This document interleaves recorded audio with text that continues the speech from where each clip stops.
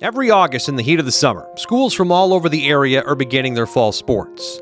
One of those sports is boys soccer, but one soccer game stands out among the rest. It's the Keith Bernacki Memorial Cup, which is played every year between Brother Rice and Seaholm to honor a man that left us way too soon. A group of boosters were meeting and planning, and someone said to me, we really should have an official name for the game. We should do something that is more than just, Seaholm versus Brother Rice. Does anybody have any ideas? And just right away, I thought the very best thing we could do would be to name this game after Keith and produce a cup of some sort and then honor Keith's legacy. Keith Bernacki was born to Ed and Karen Bernacki on May 11th, 1977, and had a normal childhood, but fell in love with sports at a very young age. As a child, he was very, very active. He wanted, and anything related to a ball, he enjoyed. His summers were baseball, soccer was in the fall, basketball and skiing were in the winter, golf and tennis were in the spring, and also soccer in the spring. And Keith continued to follow his passion of sports all the way through high school at Brother Rice. He was named Honorable Mention All-State as a soccer player and First Team All-State as a tennis player, and would go on to graduate and attend the University of Michigan. But in the winter of 1997, while at U of M, the Bernacki family would learn the news that Keith was diagnosed with a rare cancer called Ewing's sarcoma. It's a very, very aggressive bone tumor, and it's usually seen in teenagers and young adults. That was a pretty major blow. They didn't tell you that you would live a long time. I knew it was bad, but I sort of took it upon myself as my job is to distract Keith from everything else.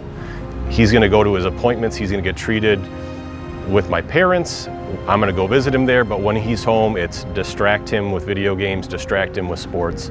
And despite fighting a battle internally, Keith never let it slow him down thanks to his family.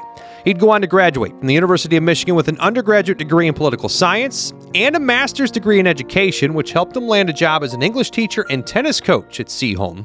While at U of M, he would also meet his eventual wife, Katie, in 2002, and they would get married in 2006. They would also go on to have a son named Will in 2009, and Katie admits that Keith was a fantastic father.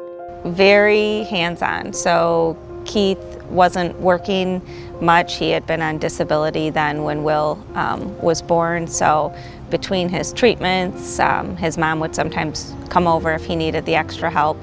But he was the stay-at-home dad, so to speak. Yeah, so he's very into being a dad. But as time passed, the cancer grew, and just like he would in a game, Keith battled the disease to the end with tremendous fight, but passed away at the age of 33 on February 22, 2011. But like in life, in death, Keith's passing left a lasting impact on the community, and to honor him, the first Memorial Cup was played between Seaholm and Brother Rice October 3, 2020. The family, as well as Seaholm Athletic Director Aaron Frank, are now happy to see the community continue to honor the memory of Keith moving forward. It means a lot to me, especially when some of his former teammates come back. It's really one of the most meaningful days, even though it's an early season game and it's not playoffs and we're not in the same league. It really is one of the most meaningful days of the year, whether the game is here or away. Keith passed away over 14 years ago and they're still doing this. Many of the families, many of the students and athletic players who knew him are gone. And I think he would absolutely appreciate this. He would think it's awesome that there's a soccer game named after him with a trophy named after him. It's really special. I love it for Will.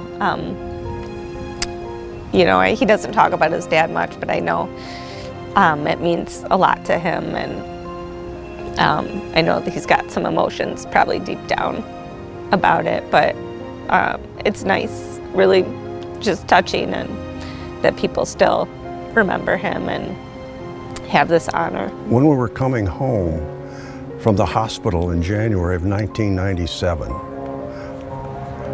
Keith was terrified. And he said, You know, Dad, I had such modest goals in life. I wanted to graduate from college. I wanted to get a job.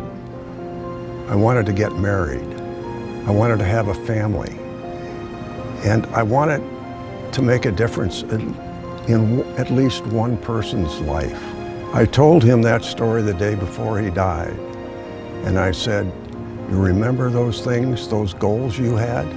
On that last one, you really overachieved on making a difference in someone's life because you touched so many, many people.